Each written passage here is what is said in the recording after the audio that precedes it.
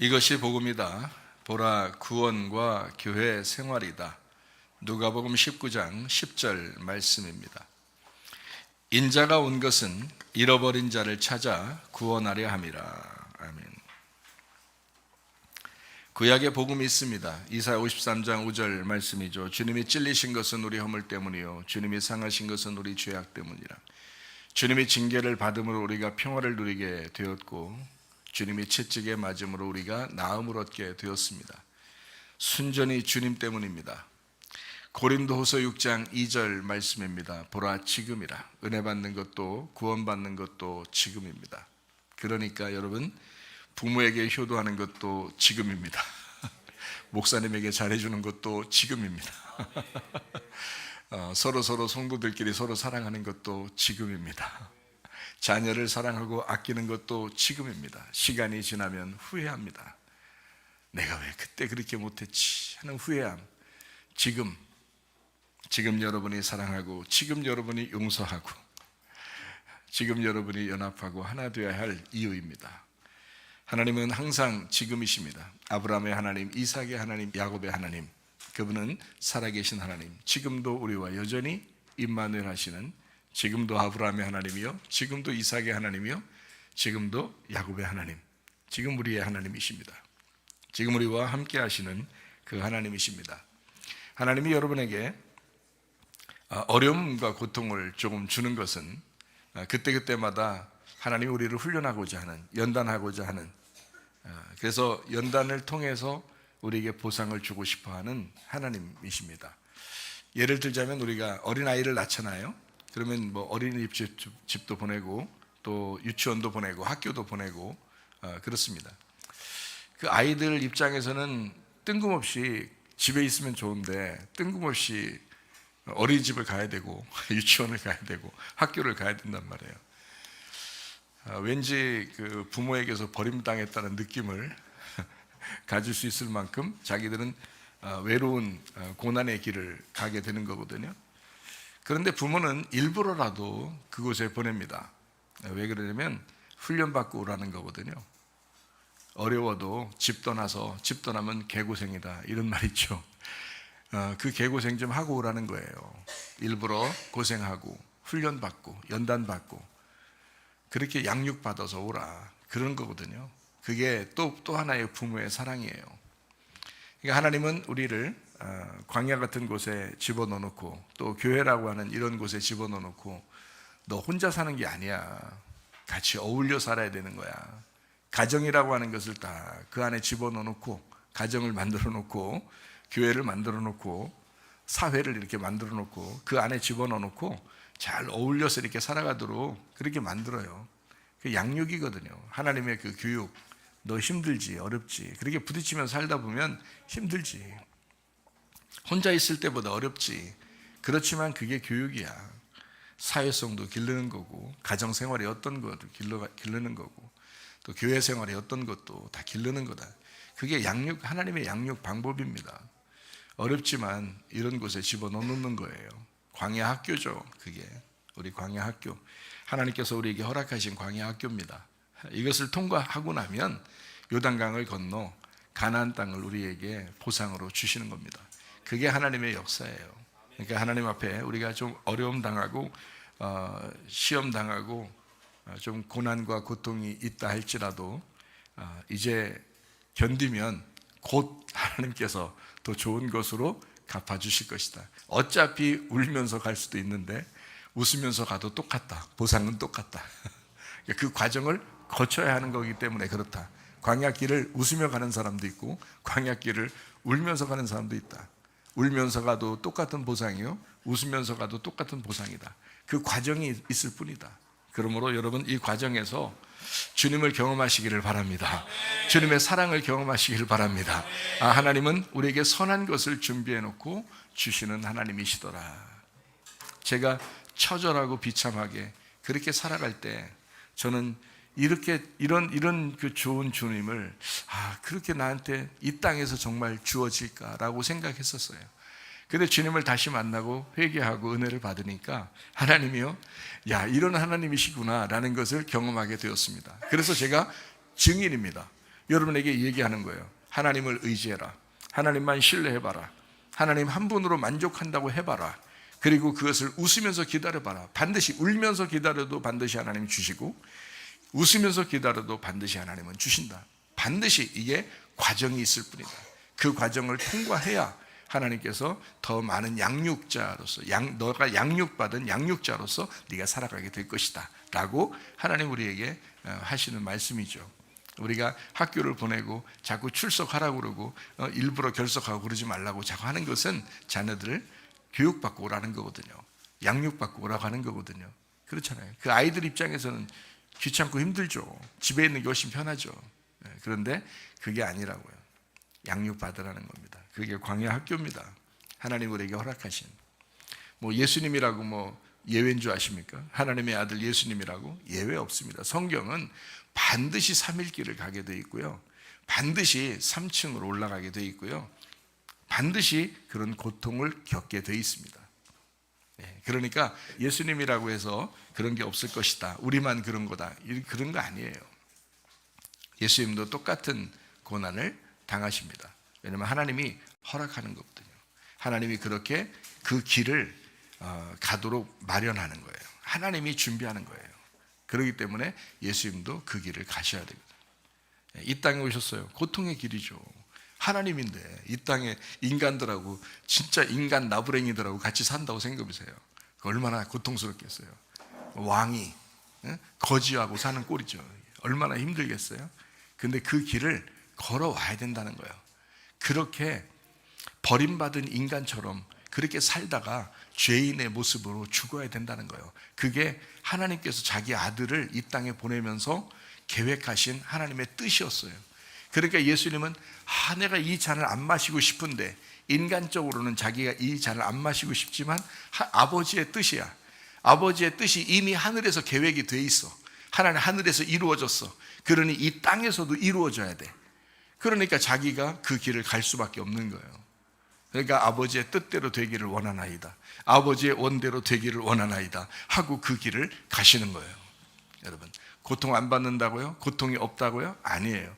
반드시 하나님께서 사랑하시는 사람은 그 고통을 이 땅에 주십니다. 그러니까 그 고통을 통과할 때 선하신 하나님, 이렇게 좋으신 하나님, 인자하신 하나님, 결국 나에게 이런 좋은 것을 허락하시는 하나님, 그것을 믿고 기도하시기를 바랍니다.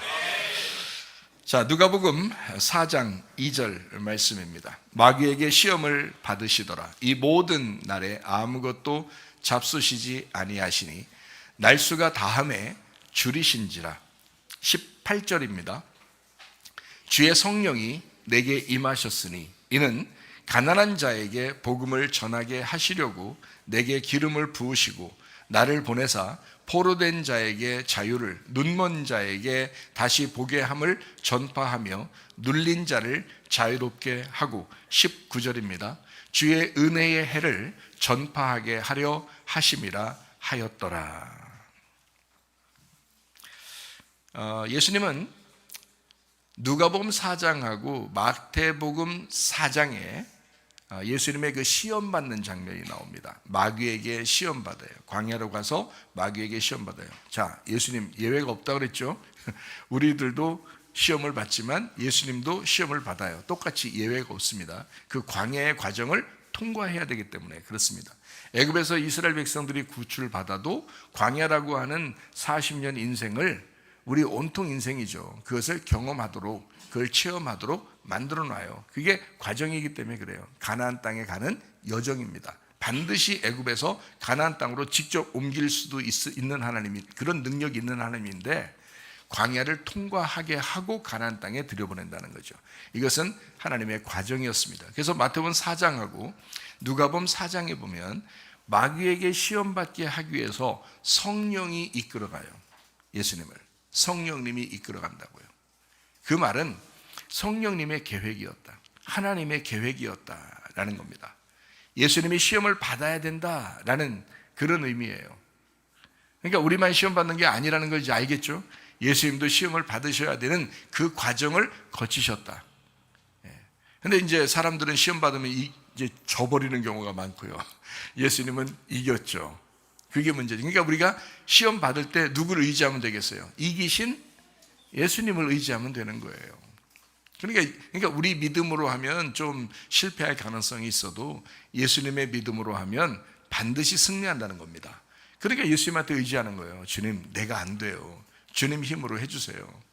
주님만 의지하겠어요. 주님 한 분만으로 내가 만족합니다. 그러면요, 주님이 갑자기 그냥 어디선가 그 이길 수 있는 힘을 허락해 주신다고요.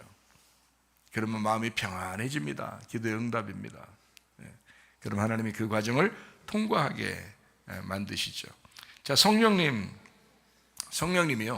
예수님과 늘 함께 있었습니다. 예수님이 태어날 때도 성령님이 함께 했습니다. 성령에 의하여 잉태가 되죠. 예수님이 그렇게 잉태돼서 나오게 되죠. 그러니까 태어날 때도 예수님을 성령님이 같이 있었죠. 마귀에게 시험 받을 때도 성령님이 인도하십니다. 그래서 마귀에게 시험을 받도록 마태복음 4장하고 누가복음 4장을 여러분이 잘 읽어보면 이해가 됩니다. 본격적인 사역을 시작하실 때도 모두 성령님께서 함께 하십니다. 그래서 성령님이 그분을 이끌고 다니시죠. 그러니까 성령님과 예수님은 태어날 때부터 하나님의 사역을 할 때, 그리고 십자가 못 박혀 돌아가실 때까지, 자, 십자가 못 박혀 돌아가시기 전에 겟세마네 기도할 때도 늘 하나님의 성령이 같이 있었다. 그죠? 성령님이 늘 함께 있었다. 자, 이 성령이 우리하고 함께 있지 않을까요? 함께 있죠. 예수님하고만 함께 있겠어요? 아니죠. 우리가 예수님을 믿는다면 그 예수님의 영이, 그 성령이 우리와 늘 함께 있는 거죠. 문제는 우리가 예수님처럼 그렇게 살려고 하느냐 하는 거고, 우리는 그렇게 살려고 하는 게 아니라 내 뜻대로 자꾸 살려고 하니까 성령님하고 부딪히는 거죠. 성령이 나와 함께 있는데 부딪히는 거야. 그러면 성령님이 가만두겠어요? 그래서 나를 파괴시키고 멸망시키고 나를 이기려고 하시는 분이 성령님이시다. 그렇게 싸움이 일어나는 것이 갈등이고요, 이 속에서 전쟁이 일어난다. 이거를 영적 전쟁이라 그렇게 말하는 겁니다. 그것을 알려주려고 성경책을 쓴 거예요. 성경책은 다른 사람에 대해서 알아보려고 쓰고, 다른 사람 심리나 좀 알아보라고 성경책 써서 우리 보고 읽으라는 게 아니라, 나하고 성령님과의 관계를 너같이 그렇게 마귀적이고, 너같이 땅적이고, 너같이 땅의 운명대로 그거 벗어내지 않고 그렇게 살아보려고 하는 그 육체적인 삶하고 성령님하고 싸우는 이 영적 전쟁에 대해서 잘 살펴보라고 우리에게 성경책을 주는 것이고, 그거를 알려주라고 목사를 세우는 겁니다. 그러니까 여러분에게 성령의 말씀만 증거하면 여러분이 부딪히기도 하고, 그 말씀을, 성령의 말씀을 흡수하게도 해서 여러분에게 구원도 오게 되고요, 여러분을 회개시키기도 하고요, 여러분을 영생을 주고 그러는 거죠. 그 말씀이. 그래서 말씀이 하나님, 말씀이 성령님이십니다. 그 말씀, 그 성령님이 예수님과 함께 있었다. 늘 함께 있었다. 성령님이 늘 그 예수님과 같이 있었다. 누가복음 4장 1절 말씀입니다. 예수께서 성령의 충만함을 입어 요단강에서 돌아오사 광야에서 40일 동안 성령에게 이끌리시며 이랬죠. 광야 시험 받을 때요, 반드시 예수님을 성령이 충만해서 이끌어 가시며 광야로 가서 시험 받게 하는 거예요. 성령 충만한 예수님도 시험 받는 거예요. 물론 그 죄가, 그 시험 받는 그 죄가 우리 때문이죠. 원래 예수님이 무슨 시험을 받을 필요가 있겠습니까? 하나님인데. 근데 시험을 꼭 받아야 돼. 왜? 인간 나부랭이들이 선악과 먹고 죄를 지었으니까. 그러니까 성령께서 예수님에게 성령 충만하게 해서 그 예수님을 끌고 다녀. 그리고 시험 받게도 하신다. 무슨 말인지 아시겠죠? 그래서 예수님이 3가지 시험 당합니다. 일부러 성령께서 이끌어 가셔. 그리고 시험 받게 하는 거예요. 그게 마태복음 4장, 누가복음 4장에 나와 있는 말씀들입니다. 마귀의 그 시험은 필연적입니다. 왜 마귀에게 시험을 받도록 했을까? 예수님을 시험 받지 않아도 되시는 분을 왜 시험 받게 했을까라고 하는 겁니다. 창세기 3장 6절 때문입니다. 여자가 그 나무를 본즉 먹음직도 하고 보암직도 하고 지혜롭게 할 만큼 탐스럽기도 한 나무인지라 여자가 그 열매를 따먹고 자기와 함께 있는 남편에게도 주매 그도 먹은지라. 이것 때문입니다. 죄는 인간이 짓는 거고 그 죄 때문에 시험은 예수님이 당하는 겁니다. 그러니까 너희들 때문에, 자, 너희들이 죽어야 할 그 자리, 너희들이 이것 때문에 죽는 그 요인이 됐잖아. 그것을 예수님이 대신 받는 거예요. 이것 때문에 시험을 받는 겁니다. 아담과 하와가 선악과 먹었어요. 3가지 범죄입니다. 먹음직, 보암직, 탐스럽게 되는 거. 자, 이런 선악과의 시험 문제를 해결하지 않고서는 아버지의 일을 시작할 수가 없습니다. 왜냐하면 인간 죄인들을 구원하러 왔잖아요. 그래서 인간과 똑같은 모습으로 30년을 사셨어요. 그리고서 이제 아버지의 일을 하셔야 돼.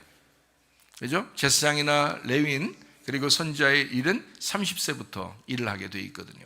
그래서 30세까지는 인간과 똑같이 살아요. 30세가 됐어요. 아버지의 일을 이제 하셔야 돼. 아버지의 사역을 하셔야 돼. 근데 누구 때문에 온 거예요? 인간 죄인들 때문에. 그래서 이제 그때는 성령님이 이끌어가서 인간 죄인의 시험을 받았던 그 첫 번째 시험, 먹음직, 보암직, 탐스럽게 하는 그 시험을 예수님이 받게 하시는 거예요. 인간은 넘어졌지만 예수님은 승리하는 거죠. 이제 여기서 바뀌는 거죠. 그러니까 모든 죄 때문에 사실 생각해봐요. 모든 죄 때문에 죽음이 왔잖아요. 그렇죠? 모든 죄 때문에 죽음이 왔어요. 그러면 예수님이 그 죄의 원인, 그 3가지, 먹음직, 보암직, 탐스럽게 하는 그 죄의 원인을 예수님이 이겨서 끝내면요. 그럼 어떻게 될까요? 죽음이 더 이상 안 오겠죠. 그거예요. 자, 생각해 보세요. 이제 순서가 이렇게 돼요.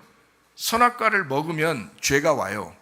그래서 그것 때문에 죽음이 온다 그래요.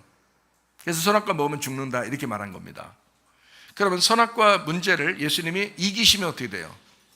더 이상 죽음이 없어지고 영생한다 이렇게 되는 거죠. 그래서 예수님이 너희들 나 믿으면 영생해 이러는 거예요. 안 죽고 영생한다 이렇게 말하는 거예요.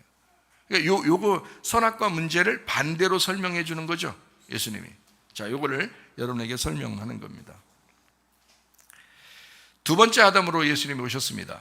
첫 번째 아담이 아니고요. 첫 번째 아담은 실패했습니다. 2번째 아담으로 오신 예수님.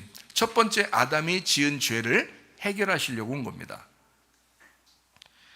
자, 이게 이제 어떤 죄냐면 먹음직, 보암직, 탐스럽게 하는 건데 요거를 요한 1서 2장 16절 말씀을 보면 이렇게 나와 있습니다. 이는 세상에 있는 모든 것이, 그러니까 모든 죄악이죠. 모든 선악과의 죄죠. 이 모든 것이 육신의 정욕과 안목의 정욕과 이생의 자랑이니 다 아버지께로부터 온 것이 아니요 세상으로부터 온 것이라 이렇게 되어 있습니다. 육신의 정욕이 먹음직이고요, 안목의 정욕이 보암직이고요, 이생의 자랑이 탐스러운 겁니다. 이게 선악과의 죄예요. 이 세상의 모든 죄는 다 이 3가지로 되어 있습니다. 육신의 정욕, 안목의 정욕, 이생의 자랑. 여러분이 죄 짓는 것도 결국은 다 3가지로 통일됩니다. 모든 죄가요. 인간의 모든 죄는 다 3가지로 통일돼요. 먹음직, 보암직, 탐스럽게 하는 거. 이게 선악과의 죄예요. 이 문제를 해결하지 않으면 아버지의 사역을 못하는 거예요. 왜냐하면 이 문제가 해결되지 않는 상태에서는 그 죄인들의 문제를 그대로 가지고 있잖아요. 그러면 그 죄인들을 어떻게 구원합니까? 어떻게 치료해 줍니까? 말이 안 되죠. 이 문제를 해결해 놔야 치료도 일어나고 귀신도 쫓아내고 하는 거예요, 예수님이.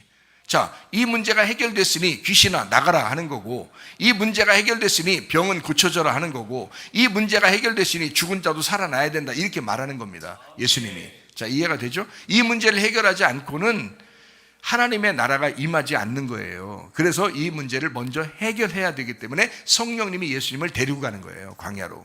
이 문제부터 해결해라. 이 문제부터 해결해라. 그 문제가 해결돼야 다른 문제가 해결된다. 이렇게 되는 거죠. 구원의 문제, 병치료의 문제, 귀신 쫓아나가는 문제, 이 문제들은 선악과 먹음직, 보암직, 탐스럽게 하는 육신의 정욕, 안목의 정욕, 이생의 자랑을 그 죄 때문에 다 들어온 겁니다, 이 세상에. 죽음도, 질병도, 귀신도 다 뭐예요? 가정의 문제도, 사람들의 문제도, 여러분의 육신적인 삶의 무슨 아주 그 갈고리 같은 그 인생도 다 뭐 때문에요? 선악과 문제 때문에요. 선악과 문제 때문에 이게 다 온 거거든요.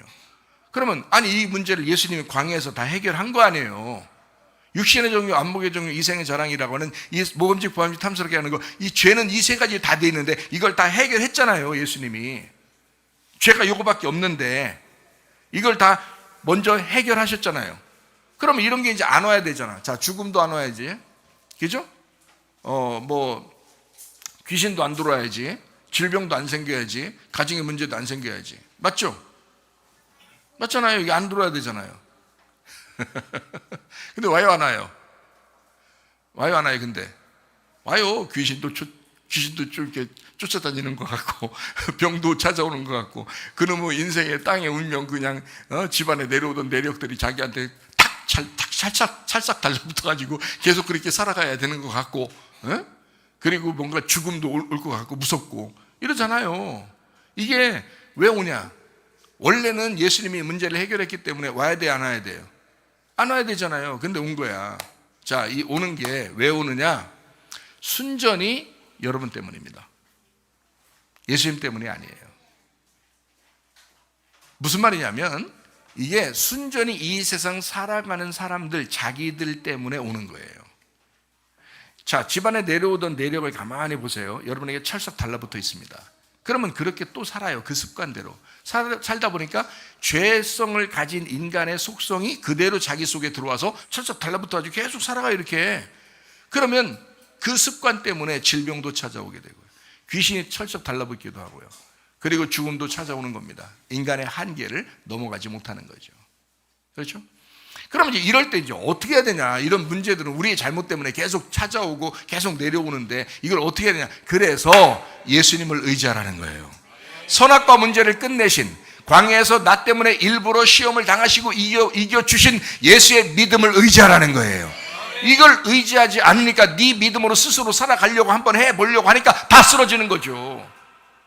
그때마다 그 질병을 위하여 하나님 앞에 기도하고 예수를 의지하고, 여러분의 문제를 위하여 예수를 붙들고 의지하고, 그 예수의 믿음, 그 이기신, 마귀를 이기신 그 믿음을 의지하고 먹음직 보암직 탐스럽게 하는 그것을 이기신, 육신의 종류, 안목의 종류, 이생의 자랑, 이것을 이기신 예수님을 의지하여 살아간다면 그러면 다 이기죠. 이겨내죠.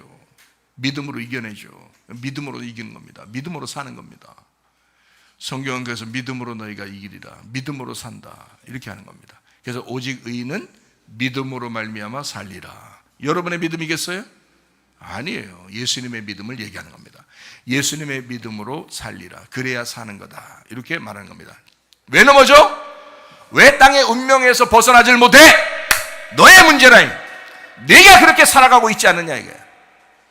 너의 삶이, 너의 집안의 삶이 너에게 찰싹 달라붙어 계속 그렇게 살아가고 있지 않느냐 이거야. 그러면 예수님을 빨리 의지하든지 말이에요. 그러면 되는데 그러지 않고 죽어라고 예수 안 믿고 죽어라고 자기 믿음으로 살려고 한다는 거야. 자기 뜻대로 자기 힘으로 살아보려고 어떻게든 이건 안 되는가 봐, 이건 기도해도 안 되는가 봐, 이건 내 힘으로는 안 되는가 봐, 그냥 이건 그냥 이대로 그냥 짊어지고 내가 살아가야 되는 건가 봐 하고, 아니 자기를 내려놓을 때는 그런 게 필요하죠. 그러나 자기를 내려놨으면 예수를 의지해야지. 죽기 살기로 예수님을 의지해야지. 그러면 그 믿음으로 질병도 치료받을 수 있는 거고요, 그죠? 가정의 문제도 해결받을 수 있는 거고. 이혼의 위기가 있는 그런 가정에 예수님의 믿음이 딱 들어와서 이걸 탁 연합시켜서 하나 되게 하면 되잖아요. 근데 이혼의 위기에 있는 사람이 우린 안 돼. 나도 안 바뀌고 저 인간도 안 바뀌고 우린 안 바뀌어. 끝나는 거지 뭘.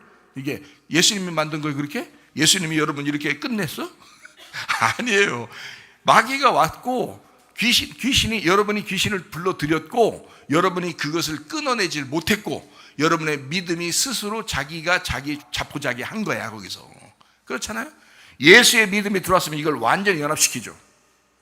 이해가 됩니까? 예수님 의지하면 이거 다 연합된단 말이에요. 하나 되고 사랑하고 하나님께서 인도하신다고요. 용서? 가능하죠. 예수님이 들어오면 용서가 가능하죠. 그러나 예수가 안 들어오고 자기 힘대로 하면 용서 안 되죠.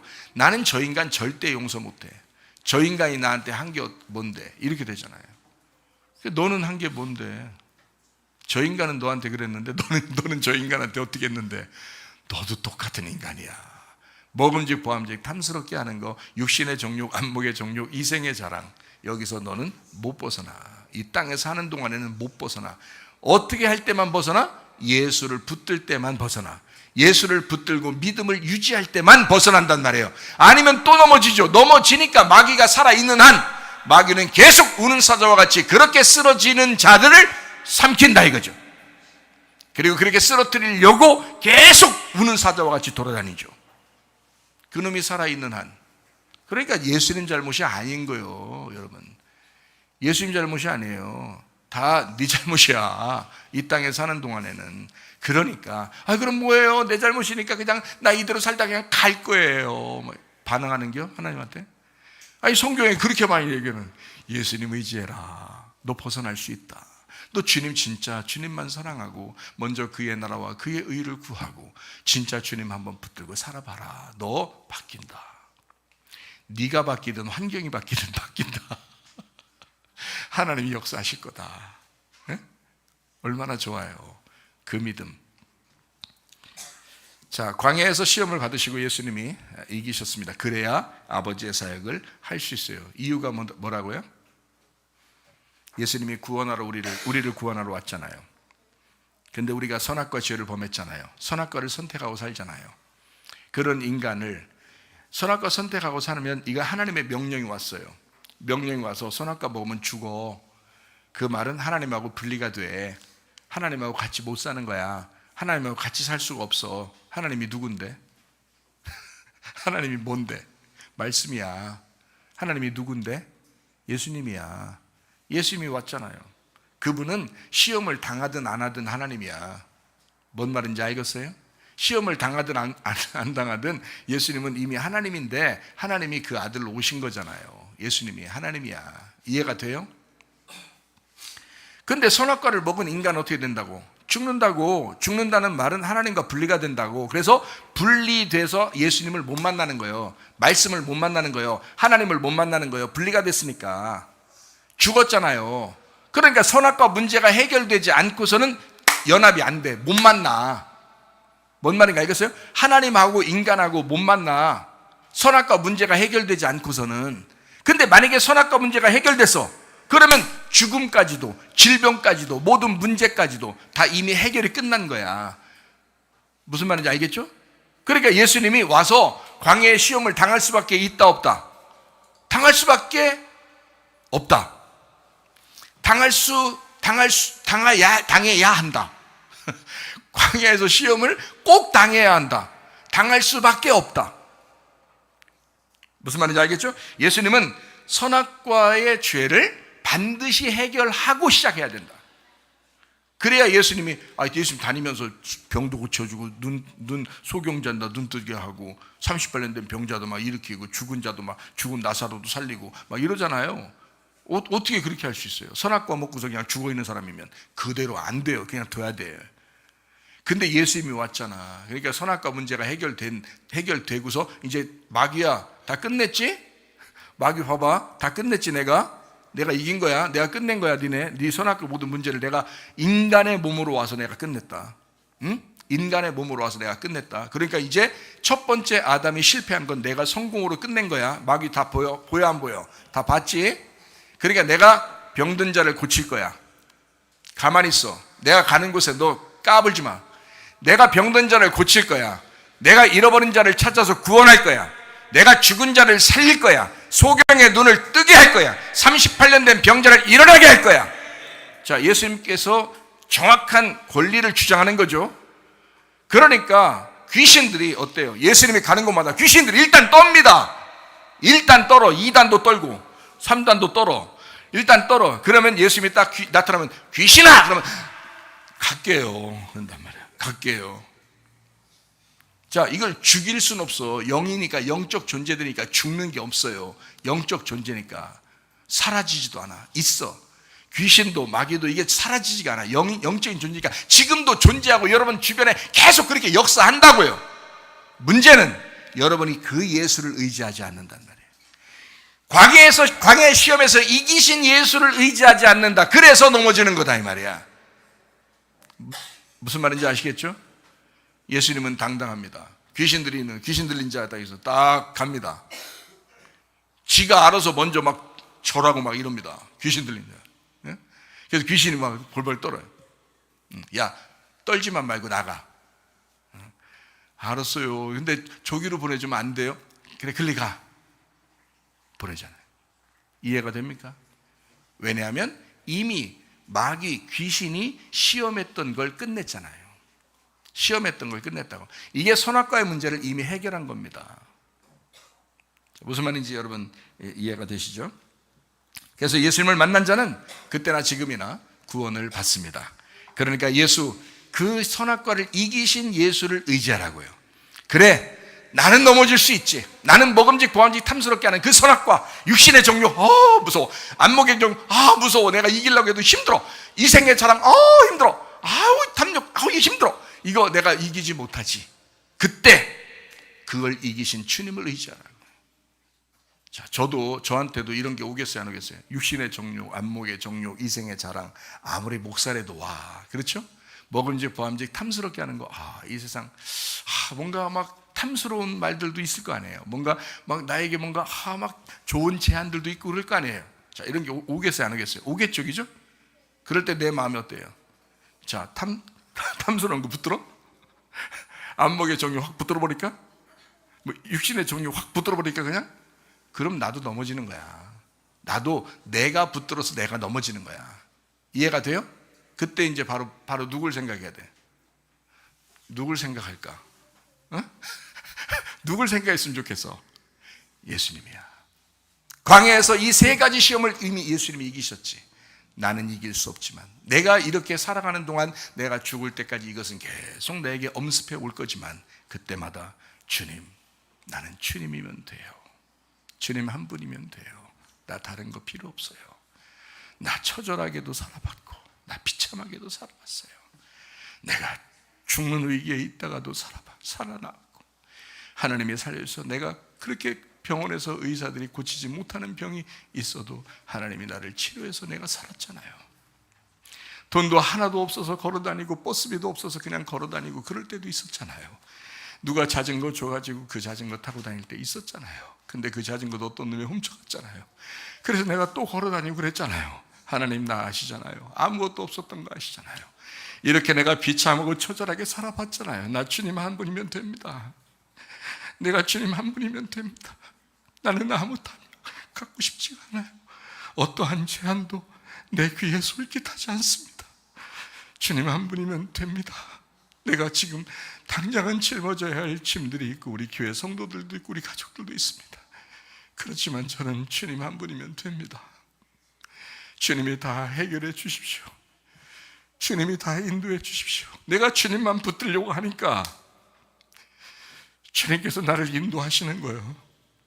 내가 주님만 붙들려고 하니까 주님이 나를 세우시는 거예요. 내가 사람들에게 막 자랑을 받고 싶어서 하는 거 아니었는데도 하나님이 자랑스럽게 만들어 주시려고 하는 거예요. 나는 가만히 있는데 왜?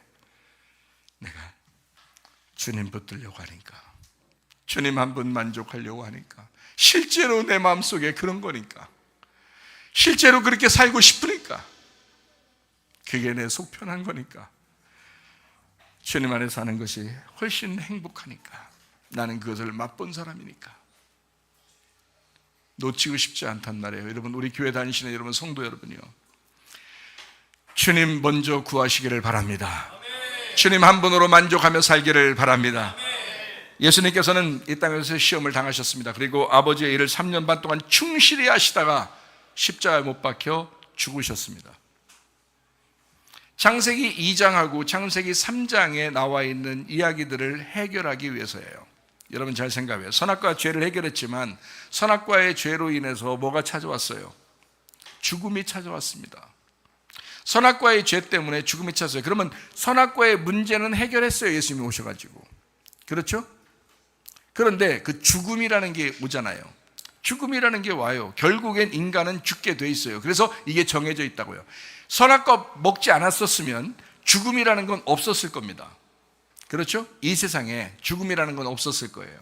그런데 선악과 죄를 지었기 때문에 한 번은 반드시 죽어라고 정해졌어요. 그게 선악과라고 하는 것과 연결된 죽음입니다. 그러니까 선악과 문제를 해결하잖아요. 그러면 이 문제를 해결해야 돼, 안 해야 돼? 이 죽음의 문제를 해결해야 돼요. 선악과 문제를 우리가 끝냈어요? 예수님이 끝냈어요? 예수님 홀로 끝내요. 그건 성령님에 의해서 예수님을 끌고 가가지고 시험 받게 해서 그 문제를 끝내야 돼. 자, 그리고 성령님이 데리고 가가지고 십자가를 지게 만들어. 그리고 성령님께서 역사하셔서 안 죽어도 돼. 사실 솔직히 도망가도 되고 제자들이 보호해도 되고 솔직히 하나님께서 막 역사하시고 막 천군 천사가 막 대동해서 확 와버리고 하늘의 천군 천사, 하늘의 군대가 막 확 사람들 눈에 몇 번만 보여주면요 그냥 예수님 안 죽어도 돼 사실은. 근데 예수님께서 십자가에 그러지. 나 하늘의 천군 천사가 와서 이거 싹 다 해결할 수 있어. 그렇지만 인자는 아버지의 뜻대로 가야 돼. 천사들이 와서 이거 하나 해결 못할 것 같으냐? 다 해결할 수 있어. 그러나 너희들의 선악과의 문제 때문에 죽음이 왔잖아. 내가 그 죽음을 홀로 끝내야 돼. 내가 광야에서 3가지 시험을 홀로 끝낸 것처럼 내가 죽음도 홀로 끝낼 거야. 그러니까 너희는 나에게 기도할 때 이렇게 기도해. 광야에서 3가지 시험을 이기신 예수님을 의지하고 기도하고, 그러면 너의 시험이 끝날 거야. 그리고 예수님의 그 죽음, 나를 위해서 죽으신 예수를 믿고 네가 의지하여 기도하면 너는 죽음까지도 건너갈 거야. 그래서 우리 보고 영생한다 그러는 거예요. 죽음이 사라졌잖아요. 예수님이 죽음도 끝냈잖아요. 죽음의 문제를 해결했다고요. 그래서 창세기 2장과 3장을 예수님이 해결했습니다. 다 이루었다. 다 이루었다. 빚을 다 갚았다. 내가 이 땅에 해야 할 일, 꼬림 지점을 향하여 내가 달려가는 그 걸음을 끝냈다. 이제 꼬린했다 이거야. 예수님이 다 이루었다. 그게 예수님의 요한복음 19장의 내용입니다. 십자가에 달려 돌아가시면서 다 이루었다. 그러므로 우리는 예수님을 믿는 순간 죽음을 보지 않고 영생함을 얻는다고 요한복음 3장 16절에 말씀하고 있습니다. 하나님이 세상을 이처럼 사랑하사 독생자를 주셨으니 이는 그를 믿는 자마다 멸망치 않고 영생을 얻게 하려 하심이라. 영생이 뭔지도 모르고 그냥 영생을 얻게 하려 함이라. 이렇게 말하니까 죽지도 않는다는 사람도 있어. 이 땅에서 몸이 죽지 않는다는 뜻이 아니에요. 영생한다는 거죠. 하나님과 영원히 같이 있다는 거야. 떨어지지 않는다는 거야. 더 이상. 처음에 선악과 먹고 하나님하고 떨어졌잖아. 하나님하고 떨어진 거, 이거 더 이상 예수님만 너 의지하잖아. 예수님만 믿잖아. 그러면 더 이상 하나님하고 한 번도 안 떨어질 거야. 임마누엘 할 거야. 하나님이 우리와 함께 있을 거야. 너 교회 같이 있어. 그럼 우리와 함께 있을 거야. 그 우리가 교회야. 우리와 함께 있을 거야. 하나님이 늘 함께 있을 거야. 임마누엘. 이렇게 함께 있을 거야. 예수님은 그래서 홀로 선악과 문제를 해결했습니다. 그리고 홀로 십자가의 죽음을 해결했습니다. 홀로 이 문제를 끝냈다 이 말이에요. 사람들 보고 의지하지 않았습니다. 니네가 해결해야 돼. 야, 내가 좀 이거 30%, 50%는 내가 해결했으니까 니네가 나머지 50% 해결하고 와라. 이런 거 아닙니다. 100% 다 해결했습니다. 우리는 뭐만 가지고 가면 돼요? 전국에 믿음입니다. 근데 그렇게 시험을 이기신 예수님을 안 믿어. 그렇게 우리를 위해서 죽으신 예수님을 잘 안 믿어. 그래 놓고 자기 생각대로 살아, 자기 뜻대로 살아, 자기가 계획하면서 살아, 자기가 이 땅에 육신의 정욕이 오면 확 붙잡아, 안목의 정욕이 오면 확 붙잡아, 이생의 자랑이 오면 확 붙잡아, 먹음직이 오면 붙잡아, 막 보암직이 오면 확 붙잡아, 탐스러 오면 확 붙잡아. 그건 네가 그거 붙잡은 거 가지고 네가 죽을 거야. 네가 붙잡았잖아. 네가 가는 거잖아. 예수님은 다 끝냈는데 네가 나를 안 믿었잖아. 네가 예수를 안 믿었잖아. 예수 안 믿었으니 믿음이 없으니 네가 천국 갈 리가 있나? 천국은 믿음으로 가는데. 아, 그렇구나. 믿음으로 천국 가는 거구나. 이걸 믿으라고 하는 거였구나. 어떤 걸 믿으라고요? 광야에서 3가지 시험을 이긴 거 믿으라고 하는 거였구나. 십자가에 달려 죽으시면서 죽음을 끝낸 그걸 믿으라고 하는 거였구나. 그러니까 우리는 이거 2개를 딱 의지하고 붙들고 기도하면 믿음 있는 거야. 그 믿음 있는 사람이 승리하게 될 줄로 믿습니다. 승리하게 된다. 에베소서 2장 8절 9절 말씀입니다. 너희는 그 은혜에 의하여 믿음으로 말미암아 구원을 받았으니 이것은 너희에게서 난 것이 아니요 하나님의 선물이라. 행위에서 난 것이 아니니 누구든지 자랑하지 못하게 하려 함이라. 우리는 그 주님을 믿고 천국 갑니다. 나의 노력으로 가는 것이 아닙니다. 오로지 은혜를 믿음으로 천국 가게 된다. 은혜를 믿음으로. 은혜를 누구예요? 예수님입니다. 이 땅에 우리에게 은혜로 오신 그 예수님을. 그러니까 사람들이 은혜 받았어, 그 말은 누구 받았다는 얘기예요? 좀 잘 됐어 이 말이에요? 그 말 아니고, 은혜 받았어, 나 은혜 받았어, 그 말은 누구 받았다는 얘기예요? 예수님 받았어. 죄인 된 나를 위해서 오신 예수님을 내가 받았어. 은혜 받았어. 은혜를, 그 은혜를 내가 믿음으로 구원받는다, 이렇게 되는 거야. 무슨 말인지 알겠어요? 그 은혜를. 자, 어떻게 은혜야? 내가 시험 이겼어? 내가 죽었어? 내가 죽음을 이겼어? 못하죠. 예수님 홀로 시험을 이겼잖아. 예수님 홀로 그 죽음을 이겼잖아. 이게 은혜란 말이에요. 그 은혜를 네가 믿어 받아들여봐.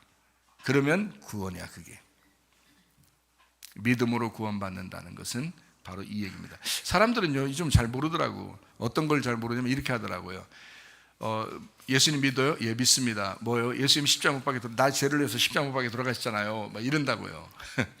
근데 정확하게 얘기하면 두 가지가 우리에게 있어야 합니다. 어떤 거냐면, 하나는 선악과 문제를 해결하는 광야의 시험을 예수님이 이기셨다. 이거를 네가 확실하게 믿어서 시험을 승리해야 된다.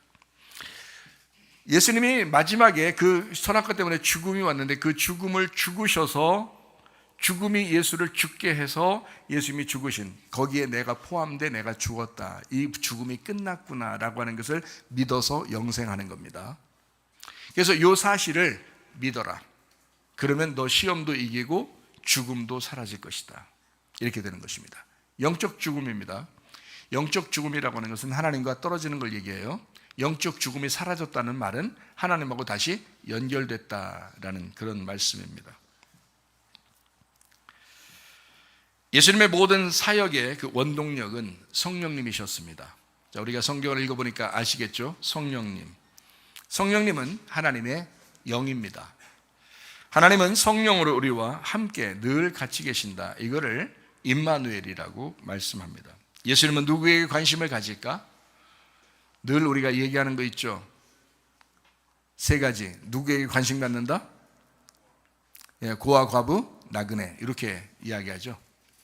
그러니까 누구에게 늘 관심이 있냐면, 가난하고 소외되고 병든 사람들, 이런 사람들에게 늘 관심을 갖습니다. 고아, 과부, 나그네, 그리고 이혼하거나 이혼을 당한 사람, 그리고 질병에 고통받고 신음하는 사람, 노인, 그리고 어린이, 그리고 연약한 사람들, 마음이 찢어질 듯이 고통받는 사람들, 이런 사람들에게, 마음이 상한 자들, 그런 사람들을 하나님은 관심 가져요. 예수님은 늘 그들을 관심 가져요. 왜? 이 땅에 죄 가운데 있는 잃어버린 자들이잖아요. 예수님은 그것 때문에 오신 거잖아요. 그들을 구원하려고 일부러, 누가 잘난 놈만 구원해야지 뭐 이래서 온 거 아니잖아요. 오히려 잘난 놈이라고 생각했던 바리새인들은 예수님한테 굉장히 혼납니다. 이렇게 잃어버린 자를 주님은 찾아서 구원합니다. 다시 말하면 그들에게 관심을 보이신다, 예수님이요. 예수님이 그런 모습으로 왔기 때문에 그럽니다. 예수님이 그 모습으로 왔기 때문에. 주님은 우리의 동반자다. 그래서 함께 동행한다. 지금도 영원히 함께 동행한다. 누가복음 4장 24절 말씀입니다. 또 이르시되 내가 진실로 너희에게 이르노니 선지자가 고향에서는 환영을 받는 자가 없느니라. 교만한 사람들이 있습니다. 이 사람들은 그런 예수님을 자꾸 밀어냅니다. 가난하고 소외되고 병든 자들과 함께 있으려고 하는 그 주님, 잃어버린 자를 찾아와서 구원하려고 하는 그 주님을 교만한 사람들은 자꾸 밀어내는 거예요. 그래서 주님이 자라난 고향 동네에서는 인정을 받지 못합니다. 예수님을 예수님이라고 여기지 못했습니다. 예수님은 말씀으로 이 땅에 오셨습니다. 말씀이 육신을 입고 죄된 성품을 가지고 이 땅에 오셨다라는 그런 말입니다. 육신을 입고 이 몸을 가지고 이 땅에 오셨다. 요한복음 1장 14절 말씀입니다. 말씀이 육신이 되어 우리 가운데 거하시매 우리가 그의 영광을 보니 아버지의 독생자의 영광이요 은혜와 진리가 충만하더라 라고 했습니다. 자, 하나는 말씀이고 하나는 육신이거든요. 육신은 나쁜 거고 말씀은 좋은 겁니다. 근데 말씀은 보이지 않아요. 근데 육신은 보인단 말이에요. 예수님의 그 연약한 모습, 예수님의 예를 한번 들어볼게요. 옛날 그 구약의 사람들은 바리새인들의 생각을 한번 생각해 봅시다. 우리가 그들의 생각을 생각해 보자고요. 그들의 입장에서 볼 때는 하나님을 잘 믿는 사람들은 부자가 돼야 돼요. 그들의 입장에서 보면 하나님을 잘 믿었으니까 하나님이 복을 내려 주시잖아요. 하나님 복을 내려 주셔서 부자가 돼야 마땅합니다. 그리고 건강해야지 마땅합니다. 하나님을 잘 섬겼으니까, 그러니까 저 사람들이 부자가 되었지, 그리고 잘 살지, 그리고 건강하지, 그게 마땅하지라고 바리새인들은 그렇게 생각을 하고 있었어요. 그게 부자와 거지 나사로에서 정확하게 나타나는, 누가복음 16장에 나타나는 정확하게 나타나는 부자와 거지 나사로의 이야기입니다. 그가 자기 부자가 죄인이라고 여겨본 적이 없다니까요. 죄인이라고 생각해 본 적이 없어요. 그건 축복이라고 생각했었어요. 이스라엘 사람들은 그렇게 생각을 해요. 그래서 병든 자나 이런 사람들은 태어날 때부터 막 소경이고 뭐 또 병들어서 문둥병 걸리고 막 이러면 성에서 막 쫓아내고 그럽니다. 왜냐하면 그건 저주를 받았기 때문에 그래요. 하나님으로부터 심판을 받았다 이렇게 보이기 때문에 그렇습니다. 당연한 거죠. 근데 예수님이 와가지고는 그 사람들을 갖다 막 구원하고 그 사람 치료하고 막 살려주고 같이 막 그냥 만져주고 이렇게 막 만지고 치료해주고 손을 얹어 막 기도해주고 막 이런단 말이에요. 이해가 되겠냐고요. 바리새인의 입장의 생각에서는 이해가 도저히 안 되는 이야기예요. 예수님이, 그렇죠? 근데 예수님은 늘 가난한 자, 병든 자 이런 사람에게 관심을 가져요. 그러니까 이게 완전히 반대가 되죠. 그래서 바리새인들이 예수님을 미워하는 겁니다. 배척하고 미워하는 거예요, 예수님을. 그러니까 그 당시의 기득권자들은 예수님을 미워할 수밖에 없는 구조예요. 그들은 성경을 따르기 때문에, 성경의 말씀을 따르기 때문에 예수님을 배척한 겁니다. 잘 생각해 보세요. 성경적으로 진짜 하나님을 잘 믿고 축복받은 사람은 잘 돼야 되잖아요. 그죠? 그들의 이론이에요. 이 성경의 이론입니다. 하나님을 잘 못 믿는 사람은 하나님이 심판하고 저주받게 해서 막 몰아내고, 이게 당연한 거죠. 구약 성경을 가지고 있는 그들의 입장에서 율법적으로는 그게 당연한 거란 말이에요. 그런데 예수님이 왔어요. 완전 반대로 해석하는 거예요, 성경을. 완전 반대로. 그러니까 이쪽 기득권자들, 성경을 알고 있는 사람들 입장에서는 예수님을 죽일 수밖에 없는 거예요. 그 시대에 예수님이 오셨다. 예수님이 오실 때는 뭐라 하냐, 요한복음 1장에 보면 가장 어두울 때다. 세상이 가장 어둡다. 가장 죄악 가운데 있다. 그때 빛이 찾아오셨다. 무슨 말인지 아시겠죠? 이런 상태, 그런 상태이기 때문에 사람들은 뭘 받겠어요? 예수님의 육신을 본 거죠. 그러니까 육신으로 보면 초라하죠. 예수님이 막 엄청난 그 멋있는 사람으로 오지 않았어요, 예수님이요. 저도 예수님 모습을 봤거든요. 환상 가운데 이게 직접 이렇게 봐. 아유, 예수님 모습이요, 정말 초라해요. 키도 작으시고요, 마르고 왜소하고 잘생긴 것도 아니고 그런 모습이에요. 세상 사람들이 보면요, 존경할 만한 게 없는, 막 흠모할 만한 게 없어요. 아름답지가 않아. 제가 봐서 알잖아요. 그런 예수님이었어요. 그러니까 사람들은 볼 때 어떤 모습 봐? 그 모습만 보는 거야.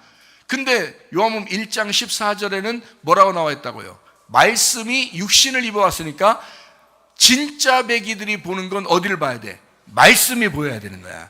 그가 가지고 있는 속에 있는 말씀을 봐야 되는 거잖아. 여러분, 제가 별거 아니죠. 제 속에 말씀을 보셔야죠, 여러분이. 저는 별거 아닙니다. 여러분은 제 속에 있는 말씀을 보셔야 돼. 말씀을 볼 줄 알아야 되는데, 그게 어떤 사람이 그걸 보이겠어요? 죄인들이 그게 보이는 거야. 잃어버린 자가 그걸 보이는 거야. 병든 자가 그게 보이는 거야. 그의 왜소함이 보이는 것이 아니라, 그의 별것 없는 육신이 보이는 것이 아니라 그 속에 말씀이 보이는 거예요. 그 말씀이 자기를 살릴 것 같은 거예요. 그 말씀이 자기를 치료할 것 같은 거예요. 목사님이 전해주는 그 말씀이 자기를 치료할 것 같은 거예요. 목사님이 전해주는 그 말씀이 자기를 살릴 것 같은 거예요. 그 목사님이 전해주는 그 말씀이 자기 가정을 회복시킬 것 같은 거예요. 목사님이 회복하는 게 아니요. 목사가 뭘 회복시켜요, 여러분을. 그 속에 말씀이 여러분의 가정을 찾아가 회복하는 거예요. 여러분의 심령을 회복하는 거예요. 여러분을 치료하는 거예요. 말씀이 생명력이 있는 거예요. 사람들은 육신을 바꾼 거죠. 그러니까 현찮게 봤죠. 그러나 잃어버린 자들은, 파괴된 자들은 예수님의 그 속사람, 예수님의 진짜 알맹이, 그 말씀, 그거를 붙들고 싶은 거예요. 말씀만 하시옵소서. 주님, 저를 구원해 주십시오.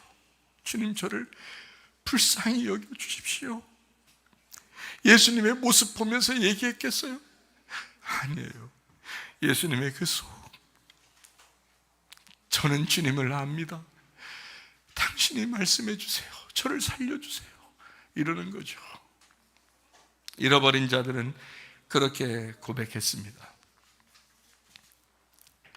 하나님의 아들 예수님은 말씀이 육신이 되어서 이 땅에 오셨습니다. 여러분, 어떤 모습을 보길 원하십니까? 그의 겉모습을 보길 원하십니까? 아니면 그의 속을 보길 원하십니까? 예수님의 그 속사람, 그 말씀, 그것이 여러분에게 보이기를 바랍니다. 우리 인류를 위해서 십자가의 고통을 위해 일부러 오신 예수님, 누군가는 그 예수님을 알아볼 것입니다. 누군가는 이 교회를 알아볼 것입니다. 누군가는 이 목사도 알아볼 것입니다. 이 목사 겉모습 알아봐 달라는 거 아니에요. 진짜 여러분, 그런가 안 그런가 예수님한테 물어봐 기도하면서 목사님이 그런 사람인가 아닌가, 그런 거 없어요. 저도 죽음에서 건진받은 사람인데 그런 뭐가 있겠어요. 그러나 제 속에 있는 그 말씀을, 그 소중한 말씀, 그 귀한 말씀을, 그 말씀을 알아봐 달라. 말씀은 소중한 것이다. 그 말씀이 여러분에게 생명력을 줘야 한다. 그 말씀이 살아있다. 엘리야는 사렙다 과부가 알아봤습니다. 엘리사를 나아만 장군이 알아봤습니다. 양은 목자를 알아보게 되어 있고 성도는 목사를 알아보게 되어 있습니다. 아들은 아버지를 알아봅니다. 나그네는 하나님의 집을 알아보게 되어 있고 과부는 남편 예수님을 알아보게 되어 있습니다. 고아는 아버지 하나님을 알아보게 되어 있습니다. 주님을 아는 것이 영생입니다. 요한복음 17장 3절 말씀입니다. 영생은 곧 유일하신 참 하나님과 그가 보내신 자 예수 그리스도를 아는 것이다. 이게 기노스코라는 단어입니다. 히브리 말로는 야다라는 말. 이게 안다. 어떻게 안다? 머리로만 안다? 아니다. 몸과 마음으로 동침하여 경험하여 안다라는 말씀입니다. 그렇게 성령의 능력을 경험한 사람은 그냥 가만히 내비둬도 주님을 증거하게 돼 있어요. 주의 증인으로 살게 돼 있어요. 제가 그 증인 중에 한 사람입니다. 제가 주님을 경험했습니다. 얼마나 좋으신 주님 만났는지, 저 같은 죄인을, 나같이 죽을 수밖에 없는, 지옥 갈 수밖에 없는 나를 주님이 구원하셨습니다. 제가 증인입니다. 그 선하신 주님, 그 주님, 저의 하나님은 여러분의 하나님도 되십니다. 아브라함의 하나님이 우리의 하나님이요, 이삭의 하나님이 우리 하나님이십니다. 야곱의 하나님이 바로 우리의 하나님이십니다. 야다, 기노스코, 서로 동침하여 하나가 되었다, 알았다. 그렇게 알게 되었다. 예수님을 그렇게 알게 된 사람들, 주님과 하나 된 삶을 살다가 주님 만나기를 바랍니다. 디모데전서 4장 5절 말씀 보니까 뭘로 우리가 거룩해지느냐? 하나님 말씀과 기도로 거룩해진다 했습니다. 말씀과 기도로 주님과 동행하시기를 바랍니다. 말씀과 기도가 거룩함입니다. 그러면 우리 주님과 하나님을 잘 알게 돼요. 그러니까 뭘로 알게 돼요? 말씀으로 알게 되는 거거든요. 말씀으로 알았으면 기도로 경험하는 거예요. 감동을 받는 거죠. 그러니까 말씀으로 네가 알았으면 기도로 감동해서 경험해라, 이런 거거든요. 그래서 말씀과 기도로 네가 거룩해지는 거야. 네 삶을 아무도 빼앗을 수 없는 거야. 말씀과 기도가 있는 한 너를 아무도 침범하거나 빼앗을 수 없는 거야. 그러니까 아는 것만큼 효도가 없고 아는 것만큼 사랑이 없습니다. 알아주는 것만큼. 그죠? 여러분, 자녀가 부모를 알아줄 때 부모가 뭐 큰 걸 기대하나요? 아니에요. 엄마를 알아줄 때, 아빠를 알아줄 때 그냥 알아주는 게, 그 마음을 알아주는 게 너무 대견스럽고 너무 기특한 거죠. 그렇죠? 자, 자녀를 어때요? 자녀의 마음을 알아줘야죠. 부모가, 아빠가 자녀의 마음을 알아주죠. 엄마가 자녀의 마음을 알아줘야죠. 그러면 자녀가 어때요? 감동합니다. 내 마음을 이렇게 이해해주고 알아주다니. 그렇죠? 자, 아내의 마음을 어때요? 알아줘야죠. 그러면 기뻐합니다. 남편의 마음을 알아주면요, 그러면 감동받습니다. 요즘엔 여자가 우는 게 아니라 남자가 더 울어요. 예, 아내를 알아주면 아내가 참 감동받고, 남편을 알아주면 남편이 참 감동받습니다. 그러면 서로 그게 사랑인 거예요. 부모가 자녀를 사랑하는 거, 자녀가 부모에게 효도하는 거. 가장 큰 효도가 뭘까요? 부모의 마음을 아는 것입니다. 부모의 마음을 알아주는 거. 자, 하나님이 우리에게 큰 걸 요구했나요? 뭐 엄청난 걸 요구해서 천국 오라고 하는 건가요? 아니에요. 너희들 내 마음을 좀 알았으면 좋겠다. 내가 얼마나 너희들을 조건 없이 사랑하는지 그 마음을 알아줬으면 좋겠다.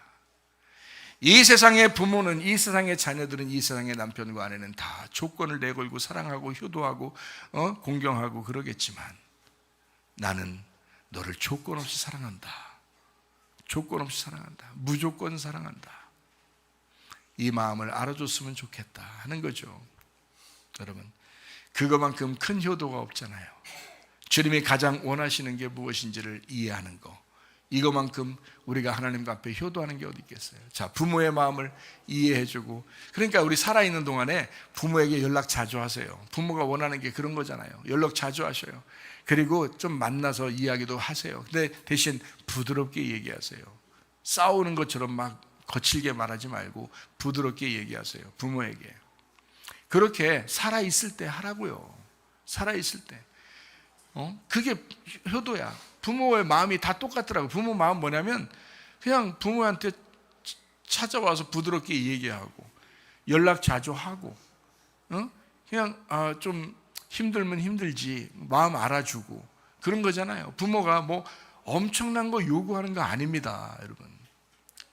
부모도 또한 자녀들에게 조건 없이 사랑하는 거예요. 아는 거죠. 자녀가 부모에게 사랑받아야 할 존재임을 아는 거죠. 그렇게 하는 거예요. 남편도 아내도 서로 조건 없이 그렇게 사랑하고 우애하고 그러는 겁니다. 자, 하나님 마음이 그렇다는 거죠. 가정에서 그런 사랑이 넘치기를 바랍니다. 교회에서도 그런 사랑이 넘치기를 바랍니다. 여러분이 있는 그 처소에도 그런 사랑이 넘치기를 바랍니다. 하나님의 마음입니다. 하나님은 그렇게 좋은 마음을 가졌습니다. 하나님이 원하시는 게 뭐냐? 구원받고 교회 생활 잘하는 겁니다. 그게 하나님이 원하시는 거예요. 여러분, 사회생활도 잘해야 합니다. 교회 생활도 엉망진창인데 무슨 사회생활 잘하겠어요? 예배 철저하게 성공해야 삶의 예배가 성공하게 되겠죠. 그러니까 예배의 삶에 먼저 성공하시라 이 말이야. 그러면 삶의 예배도 성공하게 될 것이다. 그래서 구원받는 것, 교회 생활, 이것에 평안하고 행복하고 감사가 일어나게 되면 그게 천국 생활이다. 여러분 마음이 평안하기를 바라고 행복하기를 바라고 이 가정과 교회가 그리스도 예수 안에서 행복한 천국 생활하다가 주님 만나시기를 바랍니다. 누가복음 19장 10절 읽고 마치도록 하겠습니다. 인자가 온 것은 잃어버린 자를 찾아 구원하려 함이니라. 아멘.